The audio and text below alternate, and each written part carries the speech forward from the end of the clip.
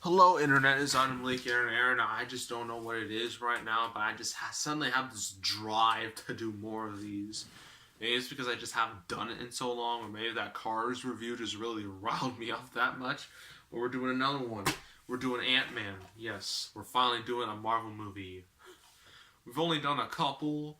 I think the ones we've done are Iron Man, The Incredible Hulk, Iron Man 2, Avengers, Iron Man 3, Age of Ultron, well, this, Civil War, and that's really it. There's a lot I have to catch up on, especially coming 2018. We had Black Panther, Infinity War, and the year before we had Spider-Man Homecoming, Thor Ragnarok, Guardians Volume 2. I actually was thinking about doing the Guardians movies, but then the whole thing with James Gunn happened, and I thought, okay, you know what? Never mind. I'm not doing this. It would be very bad timing. So that would be way in the future. Actually, I think James Gunn is a part of making a movie that's coming out in May. Maybe I'll review the Guardians movies then. I don't know. It all depends. But Ant-Man, aka the smallest hero in the Marvel Cinematic Universe, literally and figuratively. So this stars Paul Rudd, everyone's, I wouldn't say everyone's favorite comedian, but he has been in a couple movies. He's been in some Seth Rogen movies. He's been in some. I know he was in Knocked Up, and oh yeah, Anchorman and Will Ferrell, Anchorman, and Anchorman 2. How can I forget? But yes, he is Scott Lang. You're probably like, but Malik, isn't Hank Pym Ant-Man? Why are they giving this to Scott Lang? See, Hank Pym is Michael Douglas right here. They see what they did was they aged him up so that way he can be a mentor to Scott, which worked out in the grand scheme of things. But it was an interesting choice. We have Evangeline Lilly as Hope Van Dyne, aka Wasp, who will be Wasp in the next movie, which I don't have. I mean, I reviewed it, but I kind of want to. It's the thing about Disney and their overprices. I'll never get a chance to review any of them. I actually got this for cheap, like $13. When that's the cheapest, just no. But yeah, I mean, oh, how could we forget Michael Pena right here, the star of the show with the greatest storyteller of our generation. And then we have our generic villain, number 574, this guy, Yellow Jacket, yeah, Yellow Jacket. And of course we have this dude. Let me see. Gosh, it's so small. This guy right here. I forgot his character exactly. But you know what? Never mind. We'll get to that later. So, if you want to read the back, I don't know if this is good enough angled. I actually have a new phone because my old phone broke and malfunctioned, which was annoying. So I just got my mom's old phone. She allowed me to have it, and that's what I'm recording on. So sorry if the quality isn't up to par. That's not exactly in my control. So yeah, if you want to read all that, go right ahead. But as I do all the time, I'll just read it to you. The next evolution of the Marvel Cinematic Universe. You can literally just say MCU. It's not hard, guys. Harnesses the tiniest but mightiest force known to man and introduces the newest member of the Avengers. Not officially. He's not an Avenger yet. He won't be until Endgame, but he's still on his own. Why would you call him a member of the Avengers if that was never established? Come on, movie description. Marvel's Ant-Man. Armed with the amazing ability to shrink in scale but increase in strength, Master Thief Scott Lang, I don't know if I'd call him Master Thief after what he did in the movie, must channel his inner hero and help his new mentor, Dr. Hank Pym, protect the secret behind his spectacular Ant-Man suit from a new generation of ruthless villains with an explanation point. Why? Why the explanation point? Is it really that big of a deal? Is it? Because it's not. Okay? It's not. With humanity's fate in the balance, isn't it always? In every single movie, even a movie that shouldn't have stakes at all, there's always this stupid plot where it's like, oh no, the world's gonna end, or some crap like that. Oh, the world's gonna end, or my kid's been kidnapped, or aliens are gonna invade. That's how it always is. Why can't we have a movie where nothing happens? I mean, there are movies like that do exist, but no one watches them. So I guess they think, oh, if you have a world, this isn't even a world. This isn't even humanity. This is a small scale movie. Literally, it's called Ant-Man, but the scale of this movie is so small. Like, the stakes are small when compared to your typical Marvel movie. Like the previous MCU movie before this, in Age of Ultron, Ultron's plan was to take a city, take it up in the air, and then bring it down and just destroy humanity. That was his plan. That's big. This is not big, not even close. So don't try with this humanity's fate garbage. Pym and Lang must plan and pull off a daring heist against insurmountable odds. Filled with humor, yes. Awesome special effects, yes. And then an exclusive bonus feature, okay. This action-packed adventure takes you to new levels of pulse-pounding excitement. Plot time. So, to give, I guess, a general synopsis of the movie, got Scott Lang, okay? He's a heist dude. He was in jail. He got out of jail. He worked at Baskin Robbins, I think. Yeah, he was working there. Of course, they know about his criminal background. He got fired, and then there's this whole joke where it says, Baskin Robbins, they always find out. Which was, I'll admit, was pretty funny. I think it was Baskin Robbins. Was it? I'm looking this up on my Amazon Kindle again. Hashtag not sponsored and will never be sponsored. So don't be in the comments, looking at that. Let's see. This thing is so slow sometimes. Ant-Man. Here we go. 2015. Da, da, da.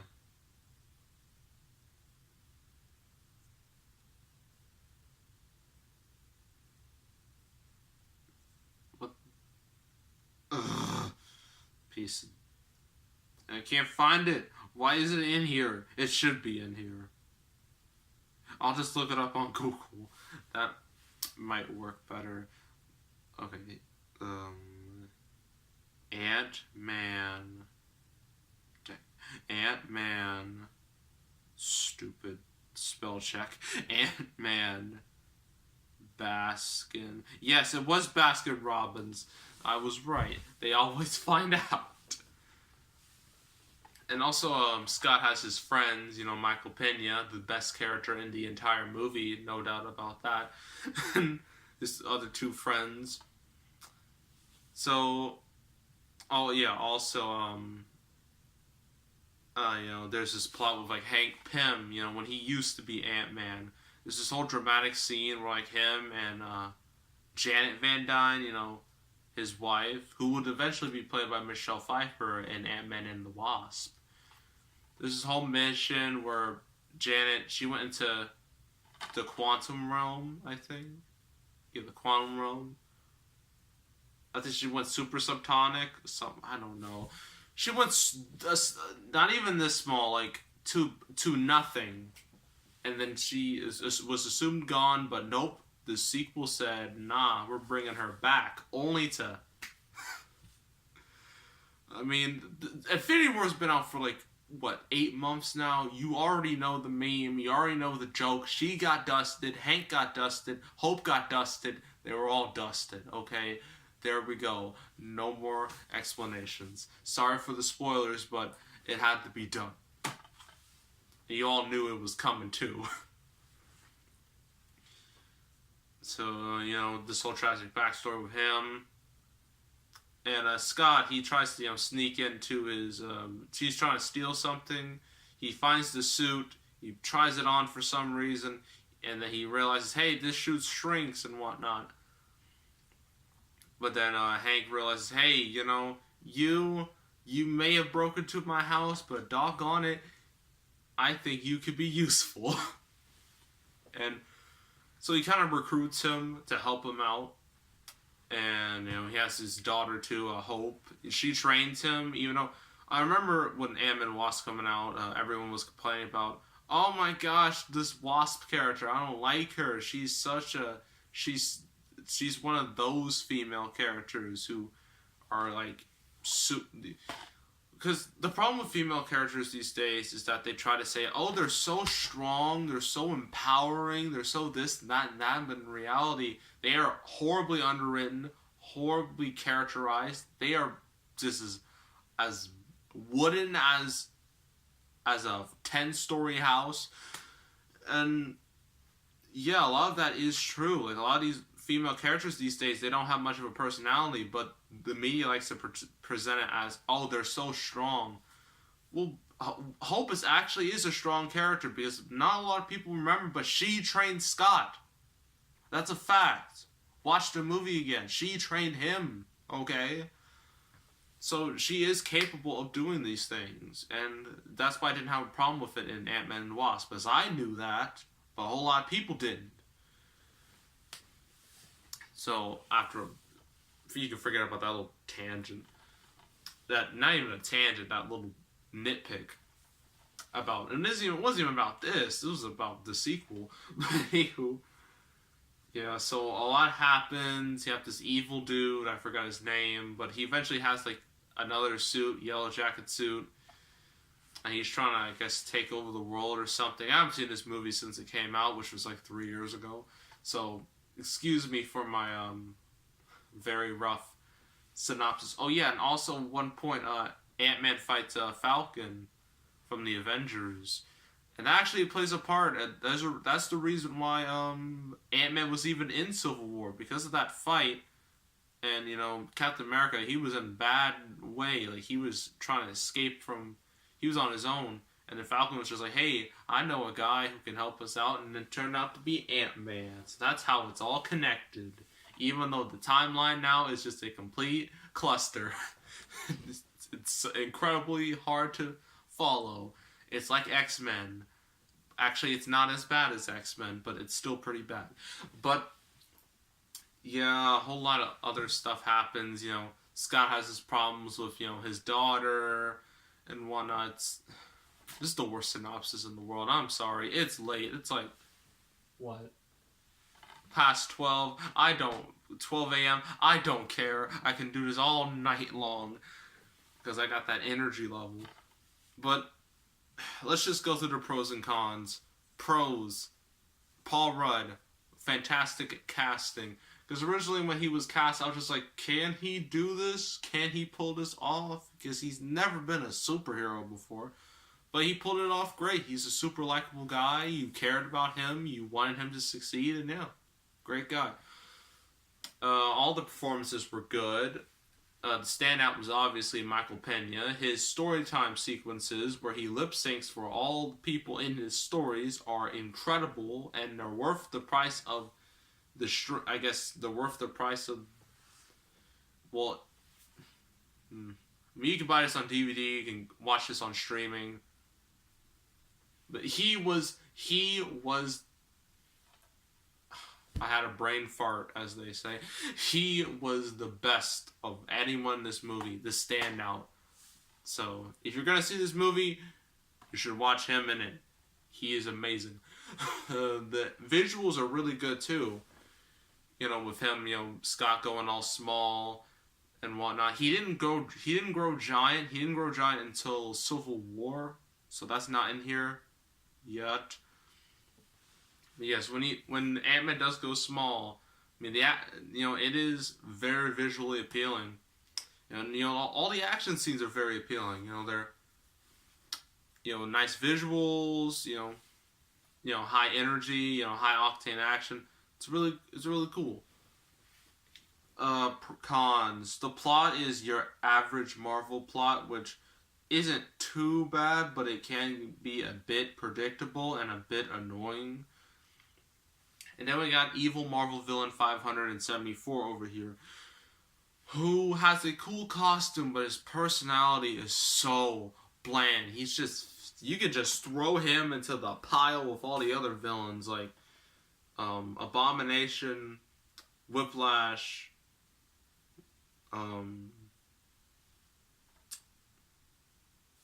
Mandarin, both Mandarins, the elf person from Thor: The Dark World. Who the heck even remembers him? Ronan, Ultron. I know some are like, Ultron was the best. No, he was such a disappointment. I expected a character who was ruthless, had no care, but they made him into a joke. Thanos got the job done. He was ruthless, and that's why he's my favorite Marvel villain of all time. Don't at me. Don't be like, no, Loki was better. Vulture was better. What was Michael B. Jordan in Black Panther? Crud, I forgot. How can I forget? He was the most popular character. All of them were better, but listen. Thanos is number one, in my opinion. And then Loki. Then, of course, Vulture. And... I hate when this happens. Dang, I thought I had it. Never mind. I'll look it up real quick because this is just turning embarrassing. But anywho, his character was just so weak and so generic as a villain. He just wasn't interesting at all. He wasn't memorable, and yeah. Overall, this movie was good. Was it the best of the MCU? No. But after, I know some of you may not know this, but when I saw Avengers Age of Ultron, I expected the Dark Knight of the MCU. I didn't get that. I was severely disappointed. I was so disappointed that it kind of turned me off the MCU for a little bit. But once Ant-Man came out, and I was just like, hey, this is kind of cool. I like this. It got me back into the MCU very quickly. So it was a temporary phase. Killmonger. Oh yeah, Killmonger. That was him. Yeah, Killmonger, Loki, Vulture, Thanos, top-notch villains. Everyone else, trash. But that's just my opinion. But overall, in the grand scheme of things, I'm going to have to give this a 7.5 out of 10. Maybe an 8, but I'm going to stick with 7.5. It's a good MCU movie. It's not the best, not the greatest. It has its problems, but overall, I think it's a solid movie. So go watch it, I guess. Especially if you're going to see Avengers Endgame and you're going to be like, who the heck is this dude? Watch this, Civil War, and, well, you also need to watch Infinity War for obvious reasons. But, and Ant-Man and Wasp, watch all those movies and they will explain most of everything. So yeah, that's Ant-Man. Next review. That was me trying to do meme review. That was with my knuckles. That was terrible. No, that wasn't a clue. Okay, that wasn't a clue to the next review. What do we got over here in this pile? You know what? If we're gonna go for controversy, we might as well do it as quick as possible. I don't know what I'm saying anymore. I think that I've lost just the. Okay, maybe this wasn't a good idea filming this so late. Maybe I shouldn't do this again. But next review will be Fat Albert, because that's a fun topic with a certain someone that you already know who's in the movie. But yeah, that'll be the next review. Make sure to subscribe, like this video, leave a comment. Sorry, my voice is kind of giving away at this point because I've been doing this like a good 50 minutes straight with all 3 videos recently. So yeah, but that is all, and I am out.